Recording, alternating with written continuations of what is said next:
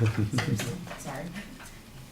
Okay, so my name is Mirca Garcia, and today my topic is going to be euthanasia. And for those of you who don't know what euthanasia is, it is the painless killing of a patient who suffers from a terminal illness or a coma. Imagine having a friend, sibling, parent, or even yourself who suffers from an incurable terminal illness, a disease that burdens you in every way possible, financially, psychologically, physiologically. Along with these diseases comes painful symptoms. You choose medications such as opiates or morphine that helps relieve this excruciating pain. However, these treatments that a patient seeks out are inadequate for their form of illness. I strongly believe that the only significant alternative for terminal ill patients is euthanasia. So today I will discuss 3 ways euthanasia can help terminally ill patients by first explaining how euthanasia gives patients a sense of self-control, by second discussing why euthanasia is the only alternative to stop pain and suffering, and third, analyze how euthanasia helps people die with dignity. First, I will discuss how euthanasia helps patients feel a sense of self-control. In 2015, many of us witnessed one of the most discussed euthanasia case in the United States involving a young newlywed, Brittany Maynard. You may have seen her on Facebook. 29-year-old Brittany Maynard suffered from stage 4 glioblastoma multiforme. This is an aggressive form of terminal brain cancer. According to CNN.com, My Rights to Die with Dignity at 29 by Brittany Maynard, she states, "I considered passing away in a hospice care at my San Francisco Bay Area home, but even with palliative care, I could develop morphine-resistant pain, suffering personal changes, and verbal, cognitive, and motor loss of virtually any kind." In order for Brittany Maynard to take control of her illness and not suffer from personality changes, verbal, cognitive, and motor loss, she decided that her only solution was to take her own life the way she wanted to, on her own terms, not by the way her disease was taking her.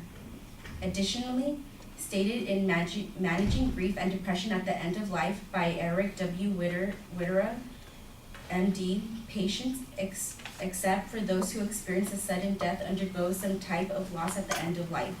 Initially, these losses may include health, wealth, self-image, and sense of self-control. Because patients with terminal illness face many obstacles, they, in the midst of everything, start losing control over their life, body, health, and so on. By giving patients the options of euthanasia, they can take some control back by deciding how they want to go. Now that I have analyzed how euthanasia can help a terminally ill patient, I will discuss how euthanasia is the only alternative to help pain and suffering. Alternative medication, such as opiates, morphine, are inadequate. When a patient is prescribed these medications, it might give an initial sign of relief for the pain caused by the disease. However, as the patient develops a tolerance for these painkillers and the pain worsens, the dosage increases. This form of treatment goes nowhere because as the disease worsens, the pain rises and the dosage of medication goes up. As a result, the patient is no longer living a substantial life because they are high on morphine or high on opiates.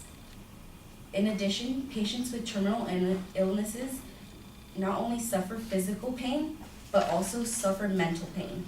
According to Depression, Anxiety, and Delirium in the Terminal Ill Patients by MD Robert Fine, the medical literature suggests that incidence of major depression in terminally ill patients range from 25 to 77%. Depression is both associated with intense suffering and a cause of intense suffering. Therefore, as the suffering is prolonged, so is the likelihood of becoming depressed. So it's kind of like a cycle. These inadequate forms of treatment do not help the patient. The only alternative to completely stop the pain and suffering is euthanasia.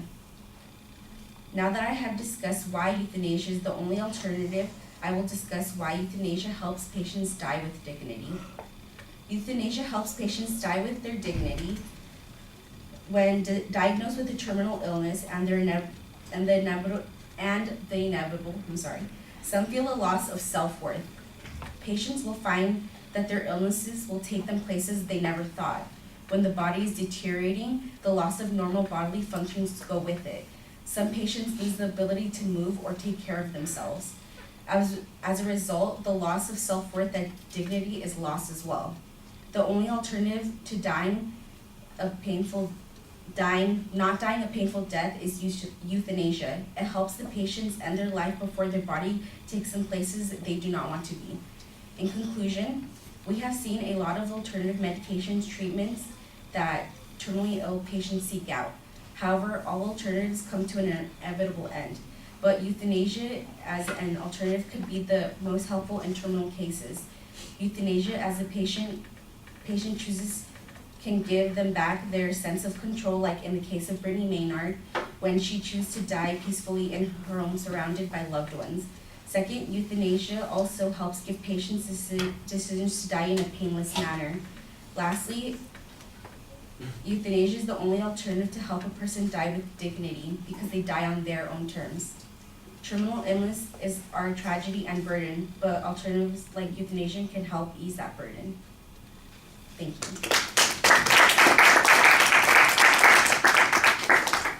And I didn't cough.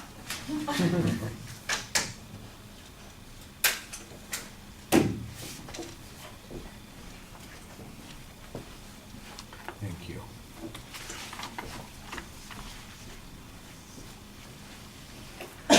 There it is.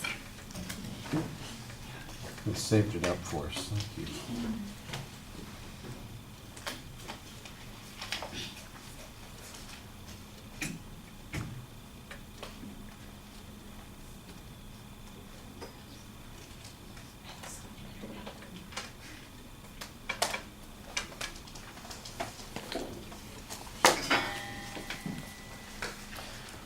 All right, we had several things that are really solid about the speech, and then a couple of things that are a little problematic. The proposition is very clear. You used your time effectively. There's an excellent preview of what the structure is going to be. As you're going through the body of the speech, you signpost the arguments that you're making. They're actually stated as declarative claims for the most part. You've got kind of internal summaries as you're transitioning from one point to another, so it's very easy to follow everything. That's the good stuff. The information that supports your point, I think, is a little bit more problematic. You usually have an explanation of the idea or concept that you're talking about. Sometimes there's an example or illustration. You got the Brittany Maynard example on the first point, and then there's a nice quote that talks about the issue of how people are addressing these things. I had a little bit of problem with that because it wasn't clear where that quote started and ended, and sometimes it sounded like you were making the argument, sometimes it sounded like you're quoting the doctor that wrote the book, and I couldn't tell where one thing began and one thing ended. So that's a little bit of a problem. The second point, there's like no evidence on the first point where you're talking, you have a point A for the physical health, and the lack of the palliative care doesn't really work, and then there's the mental health issue. The palliative care not working, you give a description of what could be a problem, but it sounds to me very hypothetical. I didn't hear any evidence that said that people develop tolerances, that they have these kinds of problems, that they always have to take more and more and more, that they are disabled by the kinds of drugs that they're taking.